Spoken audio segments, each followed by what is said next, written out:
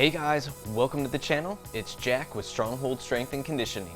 And today, we're gonna be talking about which fats should be avoided for a healthy metabolism. But before we get into it, make sure you take a moment and hit that subscribe button so that you don't miss out on future content like this. Every Thursday, I'm putting out videos showing you how to resolve aches and pains, prevent injuries, and overall optimize your performance inside the gym and outside of it in your daily life and routine. And it doesn't get much better than that, so take advantage of it. Ready? Let's go ahead and dive into this one.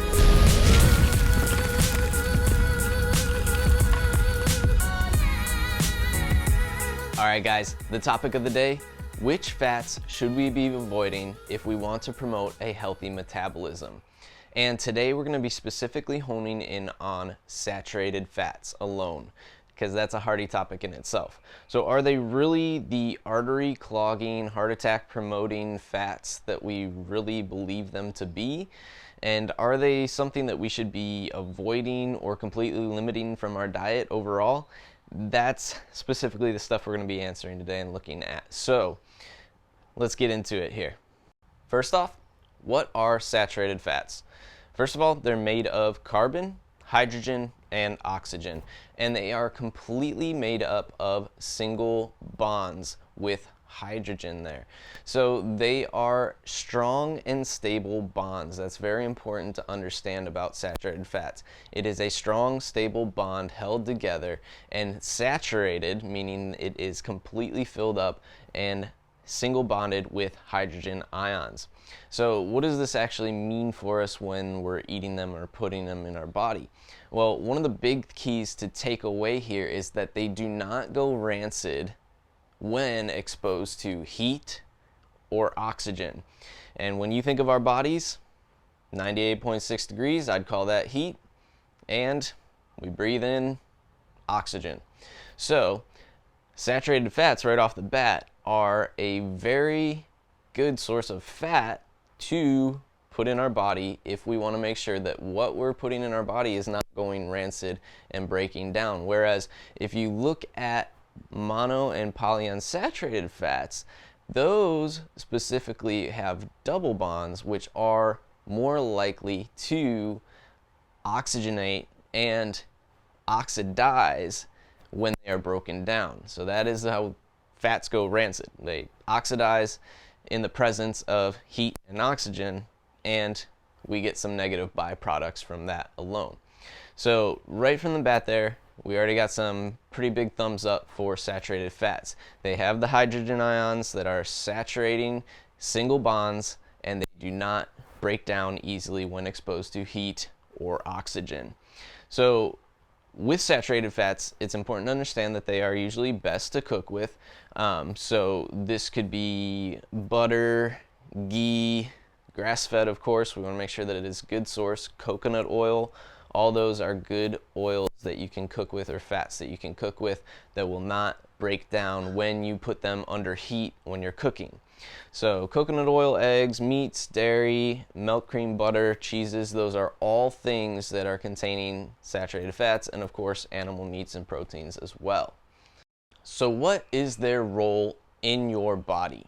So first of all, know that your brain is made up of 60% saturated fat, as well as all of your cells' membranes are about 50% saturated fat. Pretty high percentages of those saturated fat incorporated in your brain cells and just your cells in general throughout your body. Now, a big part of their role is their resiliency to oxidation. So the more that we can keep our bodies from oxidizing in the presence of oxygen and oxidants like iron, which is pretty prevalent in a lot of people's diets these days because a lot of foods are fortified with it, and even the soil that foods are grown in is full of it. Our core of our earth is 30-some% iron. Iron's present, oxygen's present. A big case for eating saturated fats to protect yourself from the oxidizing of those things when they're present in your body, as opposed to loading them with other types of fat, which could promote that oxidation. So with that being said, that also means that we have less of a need for antioxidants because our bodies producing less oxidation overall. So when we eat saturated fats, they are protective in that manner. Now, they also help decrease body inflammation overall with the way that they are incorporated into our cells. They boost our metabolism, especially coconut oil. I'll make a note of that right there. They help regulate our blood sugar because they slow the digestion of carbohydrates when they are eaten in pair with those carbohydrates. And they store some essential vitamins such as A, D, and K. That is very important. They carry those essential vitamins, A, D, and K, which a lot of us are actually lacking in these days. D, K too, especially.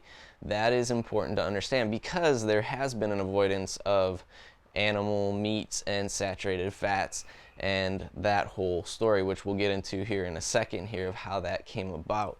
They can actually help detoxify and protect our liver, kidneys, and pancreas, so they're needed for that part of our body. And they do help protect the heart, which we will talk more about here in a moment as well. They decrease levels of endotoxin in our gut, improving our overall gut health. Now, endotoxin is basically the breakdown of bacteria in our gut. They release toxins when they are broken down, those bacteria, and that can actually be, it's kept in the cell wall, and when it breaks down, it is released into our bodies. And anytime that a toxin is released in your body, never a good thing, of course. So it protects us by actually cleansing the gut in that way. Again, especially coconut oil for that one. And last but not least on this list of what their role is, they just simply make foods taste better overall, and I think we can all relate to that in some manner. So let's dive into some of these a little bit deeper now. So let's start with this. Where did it all begin to go wrong? Why did we all try and avoid fat completely at some point in our lives? And why did we get this mentality that saturated fats specifically are bad for us and harmful to us and causing these cardiac events and all that elevated cholesterol, that kind of stuff? Well, it goes back to the 1950s with a researcher named Ancel Keys. He was a biologist researcher, and he first of all came up with a hypothesis that saturated fat was linked to the cardiovascular events that people were seeing. And he had this hypothesis, and he reviewed 7 countries that actually proved this hypothesis. So 7 countries proved this hypothesis. The unfortunate thing about it is that he omitted the research and the findings of 16 other countries that did not support his hypothesis. Now, unfortunately, his hypothesis got him on the cover of Time magazine, and we all know how that goes from there. Once you're on a large media source like that, word spreads pretty quickly, and ensues fear and the idea that saturated fats are evil and bad. The problem is, again, it was only that his hypothesis was proved by only a portion of his research in itself that was omitted again. So this is where the evil saturated fat theory came from. It was from this hypothesis, and that's all that he had was a hypothesis. It never proved anything further than that. Now, there's also this Framingham study, which is the longest running government study on cholesterol and how that relates to it all. And this study, I think it went over some 30 years, I want to say, if I'm remembering correctly, was trying to look at the correlation between elevated cholesterol and heart attacks. And the thought is, if we eat more saturated fat, we have higher elevated cholesterol levels overall, and therefore we have more heart attacks because cholesterol is the problem with heart attacks, right? Wrong. So in the Framingham study, it had gone over 30 years, a number of participants, you can look it up, and 50% of the people who had cardiac events, heart attacks, actually had low cholesterol. So that study right there proves that there is no correlation between no link direct between our cholesterol levels and our heart attacks. The cholesterol in our body is simply a symptom of an overall bigger issue, and our bodies actually use cholesterol as an inflammatory response, a way to try and heal things in our bodies. So when there's things off metabolically, and we talked about this a few weeks ago, if the body is unable to convert cholesterol because of lowered nutrients, the fat-soluble vitamins, overall, not enough calories, not enough carbohydrate intake, those types of things can actually inhibit cholesterol conversion into our hormones, so testosterone, progesterone, adrenaline, cortisol, and we see elevated cholesterol levels overall because we cannot convert it. So that's a symptom. We need to understand that cholesterol is not the overall problem. It is just a symptom of a bigger problem in this. So it does not link that cholesterol is directly related to heart attacks at all in any way, because half the people that had heart attacks had low cholesterol. Another big study, the American Journal of Clinical Nutrition in 2010, was a meta-analysis. Over 350,000 people were involved in it, and it was looking at all cardiac events in relation to saturated fat. And the bottom line was that it was not linked to cardiovascular disease. So these are pretty big studies that are showing that saturated fats are not directly linked to these events that they were originally tried to tie to, but of course there was some foul play going on in there at the same time. So that is where this all comes from in the first place. But I hope that you can see that there's not really a correlation with their negative effect in our body. In fact, anything that we've said so far seems to be pretty positive to me. All right, and before we go on, let's dive a touch deeper into cholesterol itself and how that is actually utilized in our body. So first of all, cholesterol is needed in our body to build and maintain cell membranes. It's used in intracellular transport and the conversion of vitamin D to make it active, and the synthesis of all of our steroidal hormones. So again, that is the testosterone, the cortisol, the adrenaline, progesterone, those guys. Low cholesterol has actually been linked with increased cancer rates and mortality overall. And without cholesterol, you will die. Your body actually produces its own cholesterol, and we need it for these purposes. Again, it is used even in as an inflammatory response in our body. So dietary cholesterol, the food that you eat with cholesterol, actually has very little to do to the overall cholesterol levels in your blood. And to top that off a little bit, your total blood cholesterol is actually a poor depictor of your heart disease overall. What's really more of an indicator there is the ratio of LDL to HDL, and even more importantly, the density of those LDL particles. So again, if you're eating foods that have cholesterol, that will very little affect the cholesterol levels in your body overall, and your body is producing cholesterol on its own anyhow. So there is a direct correlation between high cholesterol and hypothyroidism, and this comes back again to the idea of our body not being able to convert cholesterol into the things that we need it to be used for. So vitamin D again, the steroidal hormones. So if we have a sluggish thyroid and liver, then we're also going to have slow hormonal production and elevated cholesterol. So if you have symptoms like low libido, maybe even different things like hair loss could play into that. If you're having trouble sleeping, if you are always in a fight or flight state, that could exacerbate this problem and raise the cholesterol levels in your body as a result, because your body can't convert it enough.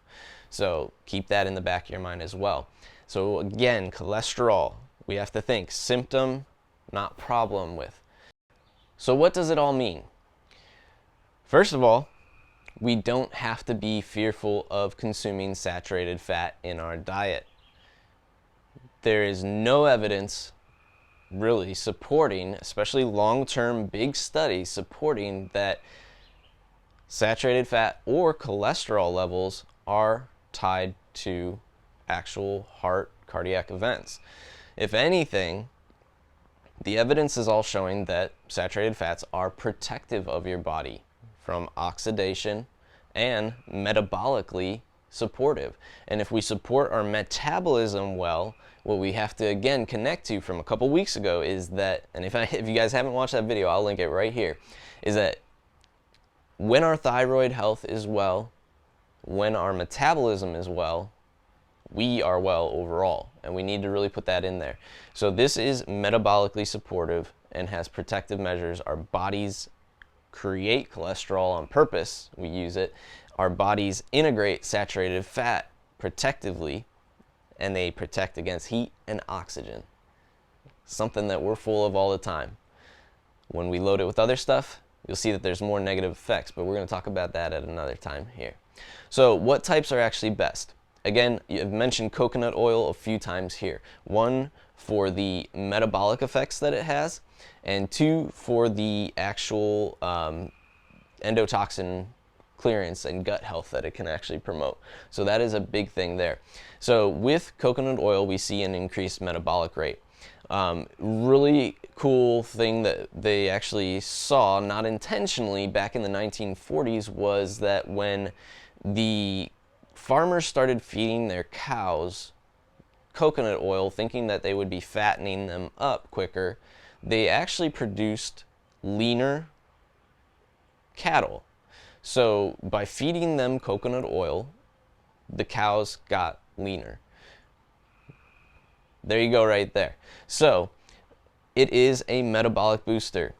The medium chain triglycerides actually digest differently than other fats in our body. So they're a little bit more faster digested because there's no need for the actual bile salts in our body to help break those down. So they go straight from the gut to the liver and they're metabolized from there, which helps again in making them a little bit more pro-metabolic, which is why you see MCT oils being used, which you can use MCT oil.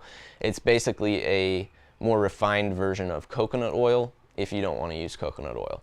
So that is an option. It is antifungal, antibacterial, and antiviral. So there's even protective measures in that sense overall.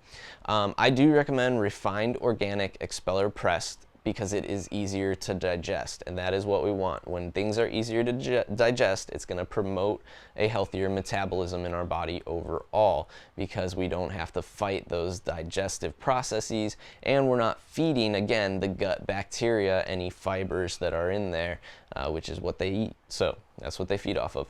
You can use it in soups, broth, bouillons, smoothies. You could cook with it, dressings, and I would recommend starting slowly. If you have not been using coconut oil, just integrate it a little bit here and there. Next, grass-fed butter. So we want to make sure that we're eating real butter that has just the ingredients of cream and salt. The cows are supposed to eat grass, they're not supposed to eat grains, and that will make a difference in the butter that is produced from them. So if they are eating grains, you'll likely see a more blanched white butter, and you'll also see that the grass-fed is a deeper yellow versus that pale, lighter yellow of it. So that's one way that you could look at it, but of course always read the ingredients and look into the company of the product that you are buying. It's important to take a peek at these things. You're putting it in your body, you have a responsibility to check that out.